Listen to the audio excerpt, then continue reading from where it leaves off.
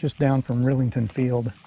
This is the level part that kind of runs along the creek over toward the golf courses. So I'm going to test this. I can already tell that there's definitely some mud, but I also want everybody to realize that there's nowhere for the water to go.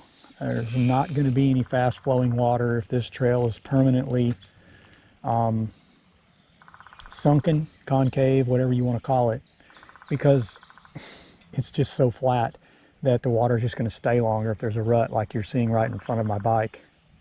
It's going to get your bike wet, muddy, but that's about it, because when it dries up, it'll just flatten out. So I'm going to ride down here. So far everything's been pretty firm, and then here's going to be a pretty wet section, I believe. Okay, so that wasn't too bad.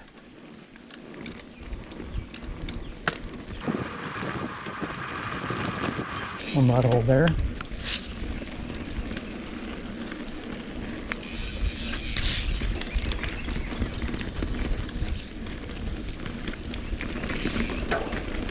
So my intent is not to ride this entire trail. I've already ridden the muddiest part, and there's no reason not to ride that. It's not anything that you're going to damage. We got squirrel. And the creek's passable. Check this one other mud hole. Okay, so even this isn't that bad. Well, this is. All right, so once again, another area where it's just a trail, folks. There's just nowhere for the water to go. It's just not a reason not to ride the trails, in my opinion. I don't see any major ruts. Still feels fairly firm under my tires. You can tell where I rode through it. I don't even see anything.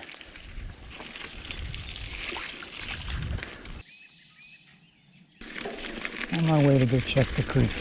So I'm on the back 40 loop. I just finished the relay, the power relay field, and I'm riding toward Moonshiner's Holler, going counterclockwise. And this is that little section that runs across the creek here in a second. As you can see, there is no roaring creek again. Now I'm coming from the opposite direction, so in just a second you'll see.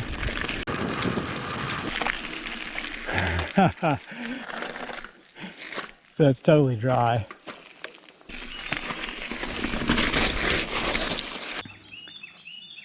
That's how deep it would have been. Uh-oh. Here's the log I was gonna walk over. Okay, I got the camera on. Yep, that's what I thought. About, I don't know, chest high. Well, probably dodged a bullet there.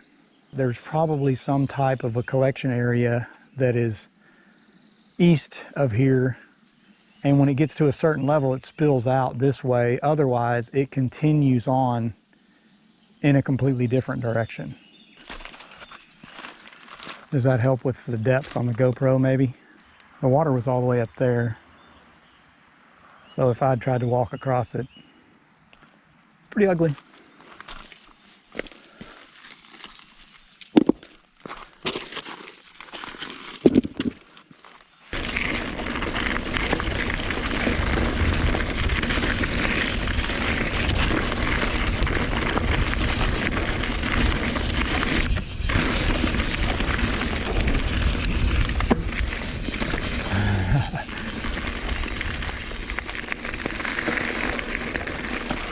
If you're coming to ride and you're wondering if you can take Pinion Creek Trail, I'll show you a little shortcut here.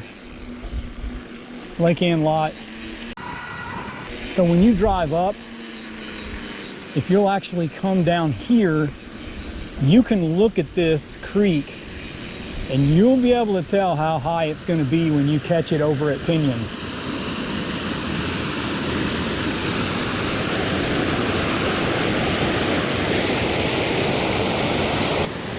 That's moving right there.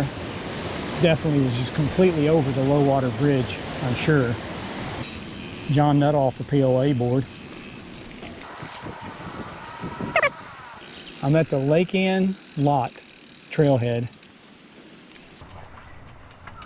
Pinion Creek Trail.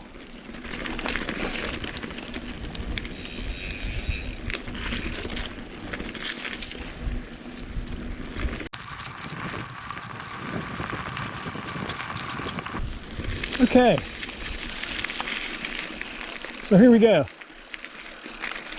This is why Pinion Creek is not a part of the wet weather route, because you could walk across that.